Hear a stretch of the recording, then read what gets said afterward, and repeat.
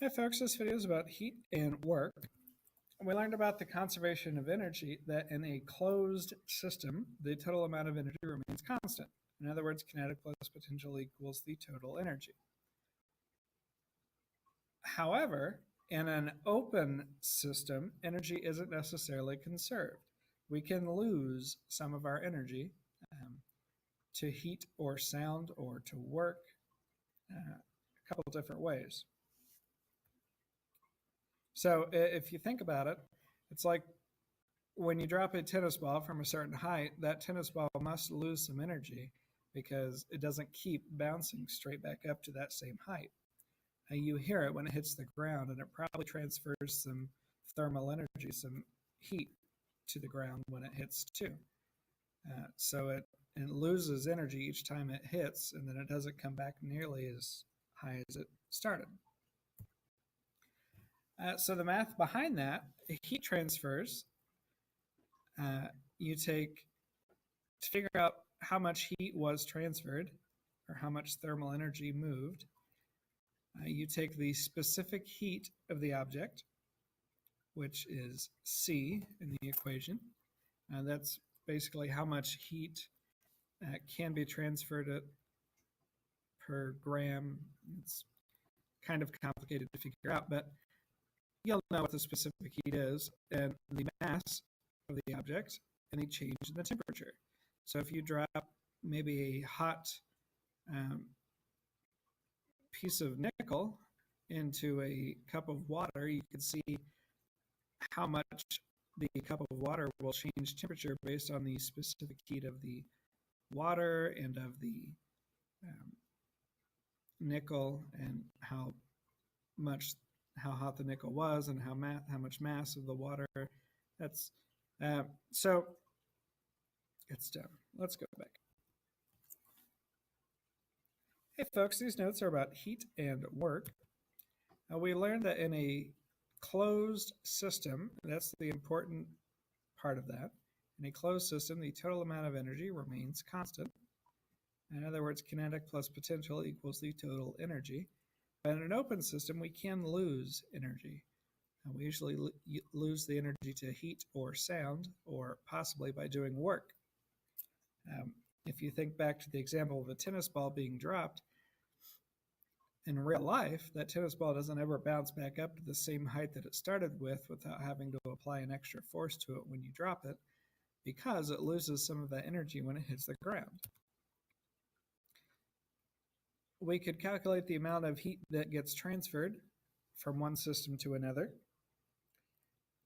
And that equation is Q equals Cm delta T, meaning that the amount of thermal energy in joules is equal to the specific heat, which is a number attached to whatever element the object is made of, times the mass of the object, and then times the change in temperature, which is final minus initial, in degrees Celsius. The other ways you could use this equation, you could find C, which is Q over m delta T, or you could find the mass, which you would take the heat transfer divided by the specific heat and the change in temperature, or you can find the change in temperature by dividing the change in heat divided by the specific heat and the mass. This is one example. So when you have a hot cup of water that's at 96 degrees Celsius and you let it cool to 25 degrees Celsius, it happens to have 30 grams of water in it, how much heat is released? So it lets go of the heat that it's holding. And it says the specific heat of water is 4.186 joules per gram degree Celsius.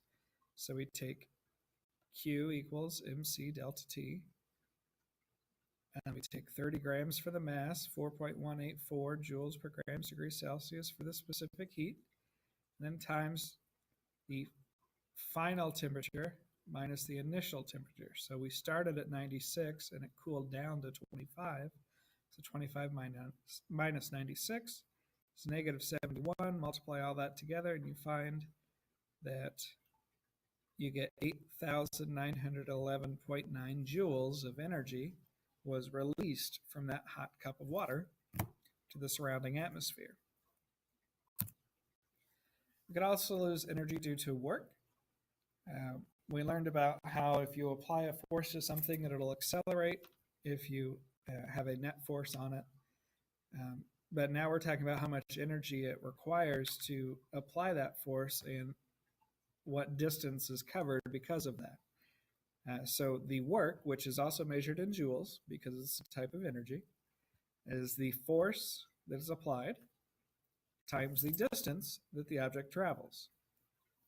And you could use that equation to find maybe the force that was applied if you know how much energy was used, which would be force equals the work divided by the distance. Or you can find the distance that it traveled based on the energy and the force. So you do the work divided by the force, and that gives you the distance. So for example, how much work is required to pull a sled 5 meters if you use 60 newtons of force? Well, if that 60 newtons of force pulls 5 meters, that's your force, that's your distance. You just take force times distance, and 60 times 5 is 300. And then since we have newtons times meters, that would be Newton meters. However, a Newton meter is the same as a joule, so we would call it 300 joules.